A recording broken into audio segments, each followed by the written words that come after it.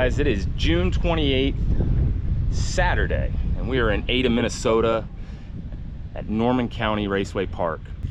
It's a unique track. It's really flat straightaway. I'm sure that sounds great on the GoPro. It's got really flat straightaways, some sharp corners. It has a paperclip look to it. It's not super high banked, but there are a lot of rocks in the surface. I don't remember last year. I know it had a lot of rocks in it last year. We came here, I think we had about, actually, you know what? We did have rock issues because we had about a couple guys drop out of the lead because of cut tires. I think we had a couple fall out because of mechanical issues, and it led to Nick Hoffman taking the win here last year. It's a unique surface, that's for sure. Lots of stuff in it. You'll find that at some dirt tracks. We are in the middle of nowhere, I gotta tell you. How many farm fields did we pass, Austin? Too many. A lot of farm fields. Lots and lots of farm fields. It'll be a completely different type of racing than we saw last night over in Grand Forks at River Cities. A lot of break here versus there. It'll be a little more technical driving than it will be, say, like Grand Forks, where it's really high banked and you let the banking slow you down, whereas here you got to use the pedals to kind of set the car. So it's a little more technical. You'll see other types of drivers do better here and other guys not as good because it's not in their wheelhouse. But hot laps at 6:30, drivers meeting at 6. We run another 40 laps tonight. Is it 40? 50. It is 50 laps tonight. We run 50 laps, not 40, because we're giving away an extra 3 stacks to the winner. So it's $15,000 to win tonight and tomorrow. If you think this is the middle of nowhere, wait till you see tomorrow. Hello, Win. Hello, it's me. At least it's breezy. Cool the sweat off of you a little bit. We are on, how many days have we been out here now? I got in last Thursday, so this is like day 10. So I've been out 10 days. We've got some people that have been out here for almost over a month. That's a lot of laundry and underwear to do on the road. And if you don't wear the same underwear twice, you're doing all right. Let's go set up. We'll go check on some people. It's basically gonna be about the same field we had last night.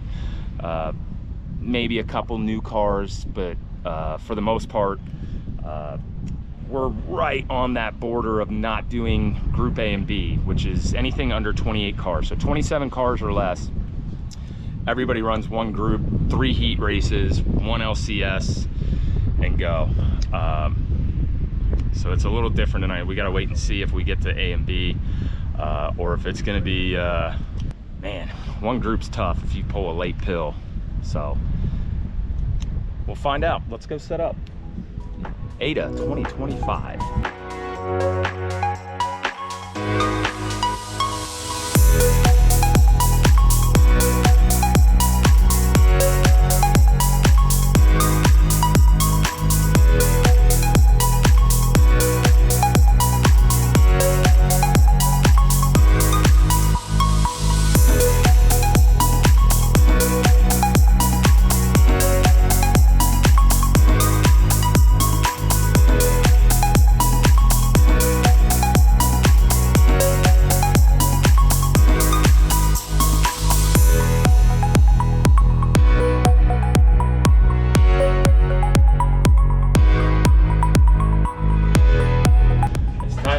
Other duties as assigned.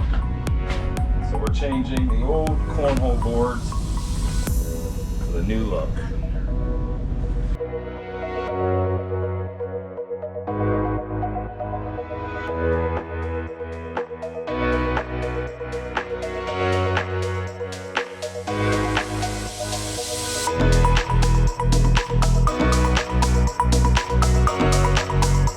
All right, so we got to test the loop. There are 2 types of transponders. I know them as red and yellow. That's all you need to know. All right. Red and yellow. These ones we supply, should you need one. A lot of teams carry these ones. So we had to go borrow Ryan Gustin's to test. Show you where the transponder is. It goes right here where the bumper meets the frame. What do these do? When you pass the scoring loop inside the racetrack, these send a signal essentially through that loop to Jeff's computer up in the tower. So that is how we score everything. It gives you your qualifying times and keeps track of when cars are hitting that line when we're racing. That's it. That's all it does. It is the most simple technology in the world, but it is probably the most important. Yeah, Because there's a lot of complicated shit going on in there. yeah, because the last thing you want to do is have to go off a stopwatch because the thumb isn't as consistent as these. So we got to go test it, make sure it works. Quick time!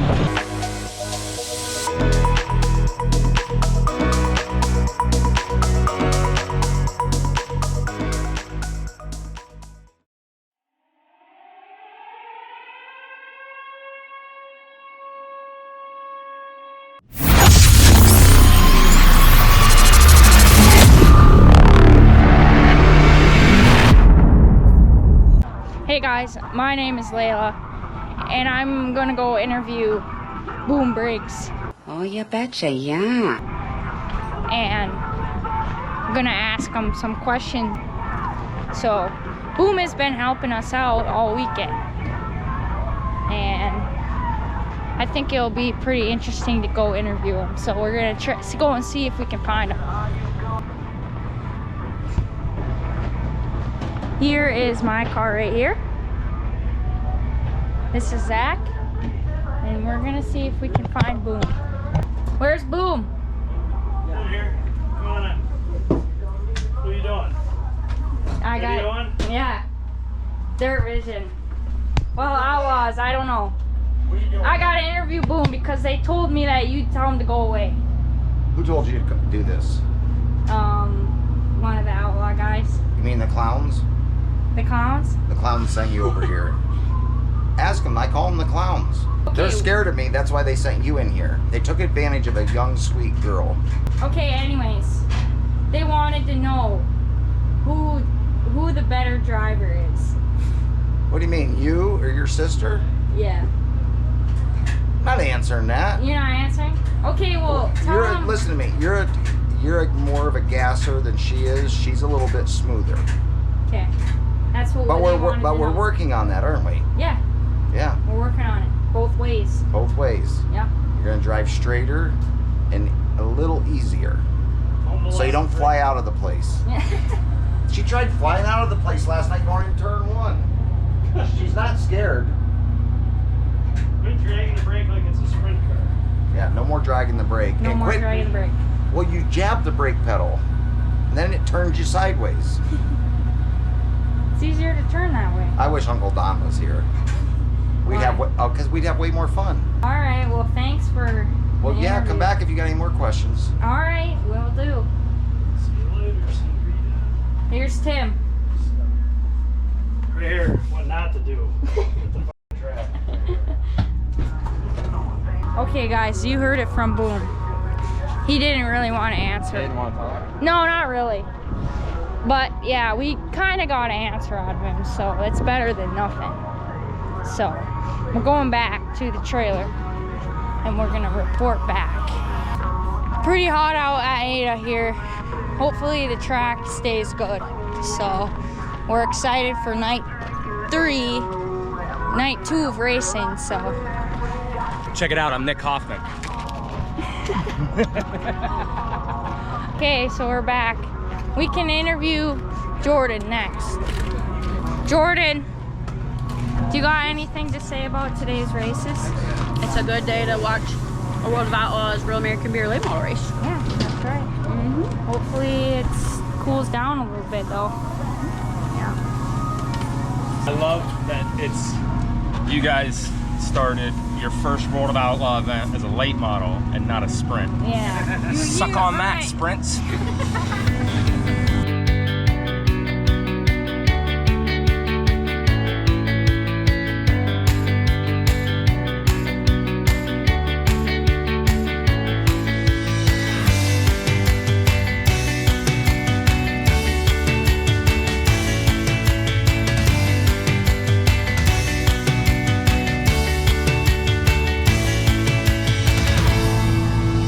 So things are starting to not look very good. Sorry? They're still gonna try to run the show right now. I think so. I mean, it's kind of a sit and wait game right now, but yeah, I don't know. Yeah, so things aren't looking good. As you can see, we got lightning and all sorts of stuff up there. Take back 30 minutes. We'll just continue to evaluate. As he says, we are continuing to evaluate.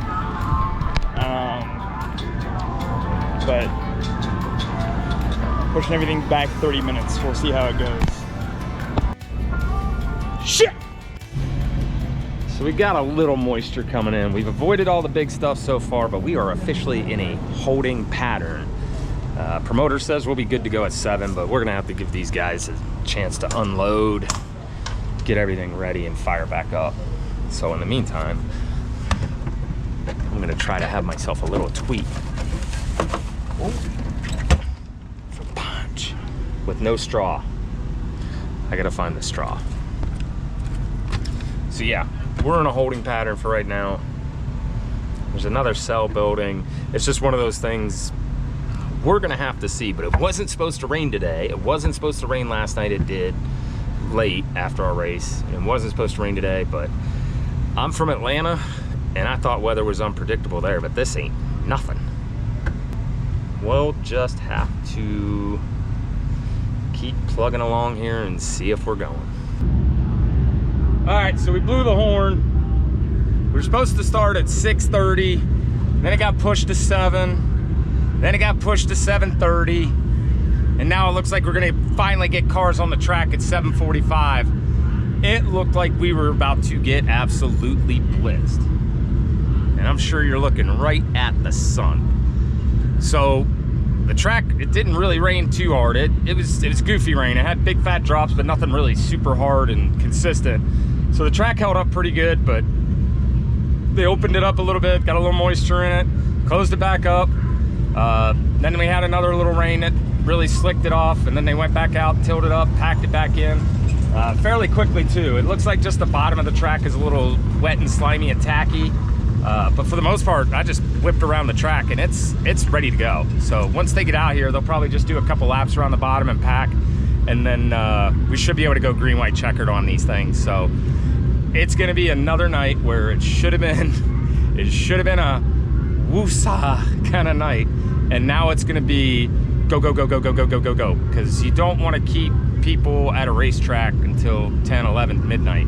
So the good part is we only have one support class, so we shouldn't have, we won't have to wait too long on other classes, but the downside is our guys are gonna be worn the F out, because there's only 28 cars. We go back-to-back hot laps and qualifying, which means a stupid quick turnaround for especially the guys in the first group.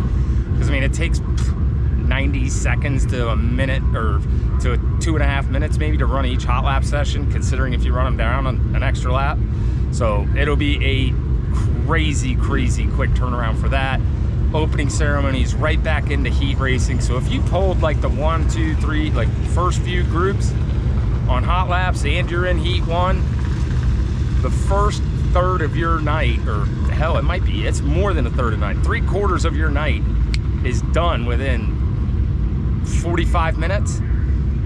So amazingly quick turnaround.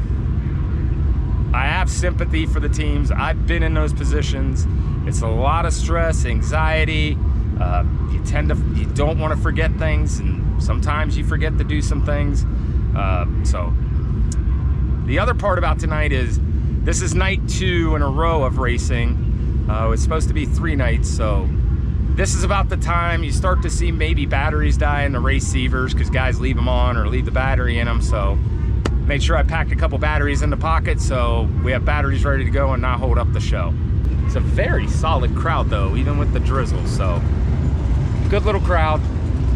It looks little, but it probably holds several thousand, so eyes can be deceiving. All right, we'll go hot lapping here soon.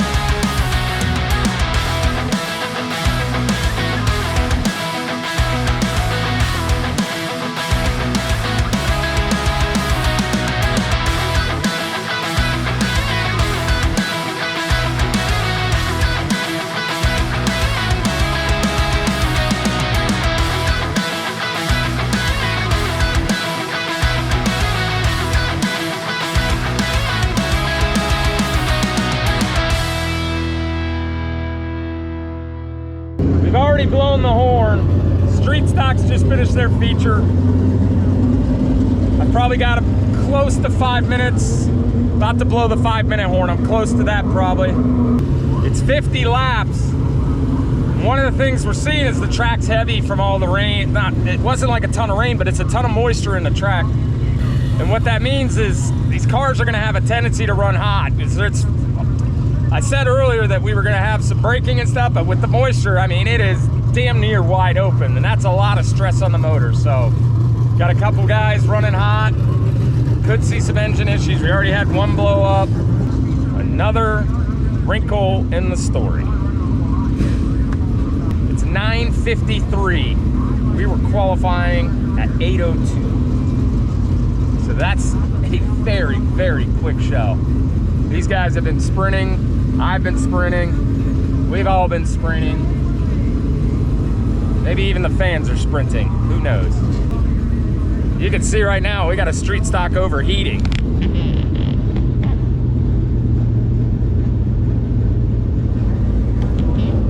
I have a hunch we're gonna have some more of the same.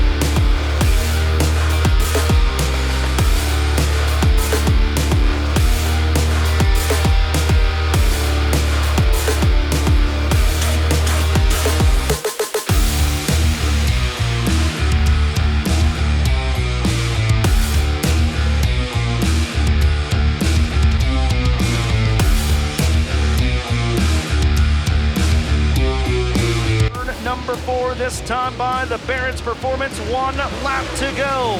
Nick Hoffman, winner last night at River Cities, winner here a year ago, has the family out here with him, and man, what a way to kick off this northern swing off of corner number 4, his 9th win in the Tag Touring number 9. It's a 9-pack of NOS. Nick Hoffman wins at Norman County.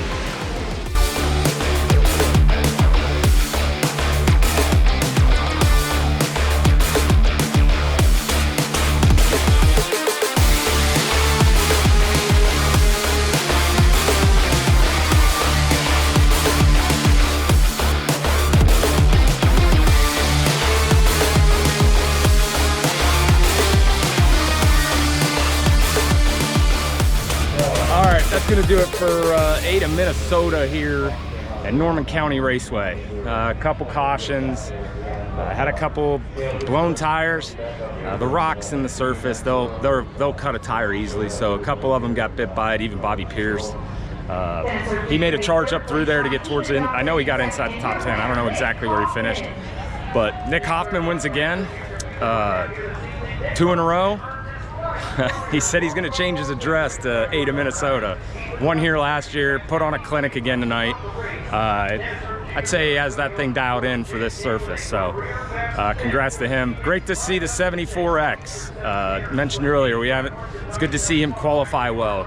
Get that forward starting position where in the heat he can get into the redraw and then set himself up for a little more success over 50 laps. But you still got to finish the 50 laps, and he did a great job. He drove up, past a couple cars, got the second. And 2 nights in a row, we got to see Dennis Erb. So Dennis Erb on the front stretch. It's just a two-person team. They work hard.